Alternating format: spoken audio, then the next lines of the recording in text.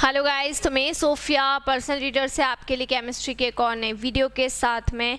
और जैसा कि हम यहाँ पर पढ़ रहे हैं फिनॉल को, और फिनॉल की इलेक्ट्रोफिलिक सब्स्टिट्यूशन रिएक्शन को हम यहाँ पर डिस्कस करने वाले हैं।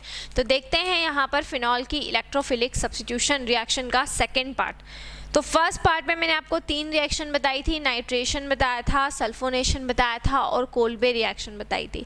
अब मैं आपको इस पार्ट के अंदर और कुछ रिएक्शंस स्टडी करवाने वाली हूँ। तो देखिए यहाँ पर ये आपकी बेंजीन रिंग होती है और इसके ऊपर ये होता है फिनॉल।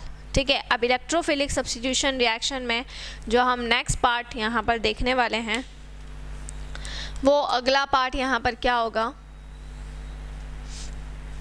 ठीक है, तो नेक्स्ट पार्ट की अगर हम यहाँ पर बात करेंगे तो उसको बोलेंगे हैलोजिनेशन या ब्रोमिनेशन।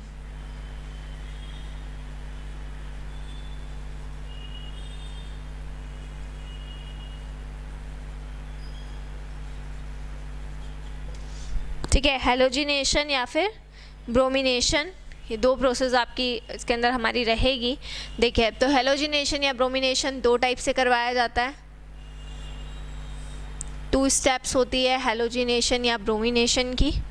ठीक है, 2 तरह से आप करवाएंगे, हैलोजिनेशन भी और ब्रोमिनेशन भी। तो हम ब्रोमीन की रिएक्शन करवा देंगे, Br2 की रिएक्शन करवा देते हैं इसके अंदर। ठीक है, Br2 को क्लोरोफॉर्म या फिर CS2 की प्रेजेंस में, या तो आप क्लोरोफॉर्म ले लें या फिर कार्बन डाइसल्फाइड ले लें, या तो क्लोरोफॉर्म होगा या फिर CS2 होगा। तो इस केस में क्या होगा, ऑर्थो और पैरा प्रोडक्ट बनेंगे। जब आप क्लोरोफॉर्म और कार्बन डाइसल्फाइड की प्रेजेंस में रिएक्शन करवाएंगे तो यहाँ पर एक ऑर्थो प्रोडक्ट बनेगा और एक पैरा प्रोडक्ट बनेगा। ठीक है, तो ये फिनॉल ऑर्थो ब्रोमोफिनॉल और आपका प्लस होके बन जाएगा पैरा ब्रोमोफिनॉल। तो एक बन चुका है ऑर्थोब्रोमोफिनॉल और दूसरा आपका बन चुका है पैरा ब्रोमोफिनॉल। ठीक है, फिर सेकेंड रिएक्शन आप करवा देंगे ब्रोमीन वाटर के साथ में। ठीक है, तो जब ब्रोमीन वाटर से रिएक्शन होगी, यानी कि कार्बन डाइसल्फाइड और क्लोरोफॉर्म का यूज़ नहीं होगा, ब्रोमीन वाटर से यहाँ पर रिएक्शन हो रही है, तो उस केस में यहाँ पर क्या होगा, ऊपर OH और हर पोजीशन पर NO2 जाकर क्या हो जाएगा, अटैच हो जाएगा। ठीक है, तो ब्रोमीन वाटर से जब रिएक्शन करवाएंगे तो देखिए एवरी पोजीशन पर NO2 आकर अटैच हो चुका है। तो जब NO2 आकर हर पोजीशन पर अटैच हो जाएगा तो इसको हम क्या बोलेंगे, इसको हम कहेंगे 2,4,6 ट्राइनाइट्रोफिनॉल। ठीक है, तो इसको क्या बोला जाएगा, 2,4,6 ट्राइनाइट्रोफिनॉल बोला जाएगा, या इसको शॉर्ट में हम क्या बोलेंगे, इसको शॉर्ट में हम कहेंगे 2,4,6 ट्राइनाइट्रोफिनॉल, सॉरी ट्राइब्रोमोफिनॉल होगा, Br जुड़ेगा। मैंने गड़बड़ कर दी थोड़ी सी, मैंने नाइट्रेशन पे चली गई, तो 2,4,6 ट्राइब्रोमोफिनॉल बन जाएगा। जैसे जब हम नाइट्रेशन में पढ़ते थे तो नाइट्रेशन में 2,4,6 ट्राइनाइट्रोफिनॉल बनता था, वैसे ही यहाँ पर भी 2,4,6 ट्राइब्रोमोफिनॉल बनेगा। ठीक है, क्लियर। Next reaction. ठीक है, अगली रिएक्शन हम देख लेते हैं। तो इतनी जगह हमारे पास में नहीं है, सो थोड़ा सा कंसेशन करके अगली रिएक्शन हम यहाँ पर देख लेते हैं। अगली रिएक्शन होती है बेटा फ्रीडल क्राफ्ट रिएक्शन। तो फ्रीडल क्राफ्ट में आप जानते हैं 2 टाइप की रिएक्शन होती है, एक होता है अल्काइलेशन और एक होता है एसिटाइलेशन। 2 टाइप की आपकी रिएक्शन होगी, एक होगा अल्काइलेशन और दूसरा कौन सा हो जाएगा, एसिटाइलेशन। तो अल्काइलेशन और एसिटाइलेशन दोनों हम करेंगे, लेकिन जब हम यहाँ पर बात करते हैं फिनॉल की, तो फिनॉल के केस में हमको केवल अभी किसके साथ में रिएक्शन करवाना है, ओनली अल्काइलेशन करवाना है, एसिटाइलेशन नहीं करवाना है। तो जब हम अल्काइलेशन करवाएंगे तो रिएक्शन हम करवाते हैं CH3Cl, मतलब कि मिथाइल क्लोराइड के साथ में AlCl3 की प्रेजेंस में। ठीक है, तो यहाँ पर क्या बनेगा आपका, ऑर्थो पोजीशन पर CH3 जाके जुड़ेगा और पैरा पोजीशन पर CH3 जाकर जुड़ जाएगा, तो इसको बोलेंगे ऑर्थोक्रिसॉल और इसको कह देंगे पैराक्रिसॉल। तो ये हो गई आपकी कौन सी रिएक्शन?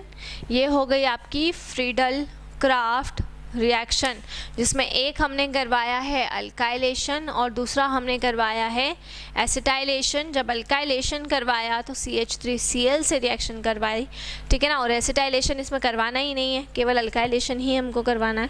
फिर आखिरी रिएक्शन हम देख लेते हैं, लास्ट, रिमर, ठीक है, रिमर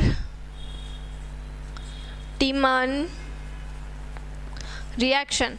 तो जब रिमन टीमन और रिएक्शन की हम बात करेंगे तो रिमन टीमन रिएक्शन को हम किस तरीके से पढ़ेंगे? रिमन टीमन रिएक्शन दो टाइप से होगी,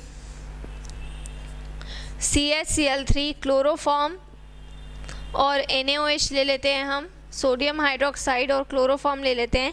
टेम्परेचर हम ले लेंगे 333 केल्विन टेम्परेचर, ठीक है। तो पहली रिएक्शन क्या हो जाएगी? क्लोरोफॉर्म लिया, CHCl3 NaOH के साथ में रिएक्शन करवा रहे हैं, 333 केल्विन के ऊपर हम यहाँ पर रिएक्शन करवा रहे हैं। तो यहाँ पर क्या बनेगा आपका? देखिए, सबसे पहले इंटरमीडिएट बनेगा, तो इस पोजीशन पर OH है ना, और यहाँ पे आपका आ जाएगा CHClCl, ये इंटरमीडिएट आपका बन गया। फिर अगेन इसमें आप NaOH जब ऐड करवा देंगे, वापस से आपने इसमें NaOH को ऐड करवा देना है, ठीक है। तो क्या बनेगा? जब आप NaOH यहाँ पर ऐड करवाएंगे तो इस पोजीशन पर H की जगह पर Na जाकर देखिए रिप्लेस हो जाएगा और यहाँ पर आ जाएगा ऑक्सीजन, तो ये बन जाएगा CHO, ठीक है, क्लियर। और उसके बाद में आप अगेन एक बार फिर से इसका अगर एसिडिफिकेशन करवा देते हैं, H+ आयन से इसकी रिएक्शन करवा देते हैं, तो ये बेंजीन और ये बेंजीन के साथ साइड में OH और यहाँ पे बन जाएगा CHO। इसको हम बोलेंगे सैलिसिल्डिहाइड, ठीक है। इसको हम क्या बोलते हैं? सैलिसिल्डिहाइड बोलते हैं, क्योंकि नीचे CHO ग्रुप आके जुड़ जाता है। सेकेंड रिएक्शन देखिए, सेकेंड रिएक्शन क्या होगी? इसमें कार्बन टेट्राक्लोराइड की प्रेजेंस में NaOH से 333 केल्विन पर रिएक्शन करवाई जाएगी। तो अब यहाँ पर क्या बनेगा? देखिए, इंटरमीडिएट, यहाँ पर OH एज इट इज़ और यहाँ पर CH के साथ में 3 क्लोरीन आकर अटैच हो जाएंगे। यहाँ पे CHCl3 था और यहाँ पे CCl4 है, तो 3 क्लोरीन यहाँ पर आकर अटैच हो जाएंगे। और फर्दर जब हम इसकी रिएक्शन NaOH के साथ में करवाएंगे तो यहाँ पर आपका क्या बनेगा? जब फर्दर आप इसकी रिएक्शन करवाओगे तो साइड में आ जाएगा ONA और यहाँ पर COOH, और फिर हम इसका एसिडिफिकेशन करवाएंगे, H+ आयन से इसकी रिएक्शन करवाएंगे, तब फाइनली हमारा फाइनल प्रोडक्ट क्या हो जाएगा? OH और COOH। तो ये बन जाएगा आपका सैलिसिलिक एसिड। इसको हम क्या बोलेंगे? इसको हम कहेंगे सैलिसिलिक एसिड, ठीक है। तो ये थी आपकी फिनॉल की इलेक्ट्रोफिलिक सब्स्टिट्यूशन रिएक्शन। इसमें कुछ 6 टाइप की रिएक्शंस को हमने स्टडी किया। कौन कौन सी 6 टाइप्स की रिएक्शन थी? Halogenation, nitration, sulphonation, Friedel craft alkylation और फ्रीडल क्राफ्ट अल्काइलेशन, उसके बाद रिमर टीमन रिएक्शन और कोल्बे रिएक्शन, ठीक है। इसके बाद में कल हम कुछ अदर रिएक्शंस को भी डिस्कस करेंगे। तो ये पूरा एक बाय चार्ट मैं आपको समझा रही हूँ, जिससे आपको जितनी भी सारी क्वेरी है, डाउट है, वो सब कुछ क्या हो जाए? कवर अप हो जाए और आपको कोई प्रॉब्लम ना हो। अच्छा, कोई और टॉपिक अगर हो जो मुझसे छूट गया हो तो बिल्कुल आप कमेंट सेक्शन में डाल सकते हैं, तो वो टॉपिक भी मैं आपको करवा दूँगी। क्लास 9th और क्लास 10th की अगर हम बात करें तो क्लास 9th और क्लास 10th की जो भी कंटेंट है, टॉपिक हैं, वो मैंने आपको ऑलरेडी करवा दिए हैं। 10th के अंदर मैंने आपको 2 चैप्टर्स करवा दिए हैं और क्लास 9th का केमिस्ट्री पूरा करवा दिया है। तो वहाँ से जाकर आप वो पढ़ सकते हैं और उसके अलावा अगर आपको कोई भी डाउट, कोई भी क्वेरी हो तो वो मुझे आप बता सकते हैं। घर पर रहें, सुरक्षित रहें, बाहर ना निकलें, बहुत ज़रूरी हो तो ही बाहर निकलें। Stay home, stay safe and study hard. दूसरी चीज़, अगर आपको कोई भी डाउट, कोई भी क्वेरी हो या कोई टॉपिक ऐसा हो जो मैंने नहीं पढ़ाया हो तो बिल्कुल आप कमेंट सेक्शन में उसको डाल सकते हैं, ठीक है। इसी तरह से जुड़े रहिए हमारे साथ में, वीडियोस को लाइक करते रहिए और चैनल को सब्सक्राइब करना ना भूलें। Stay home, stay safe and study hard. Thank you so much.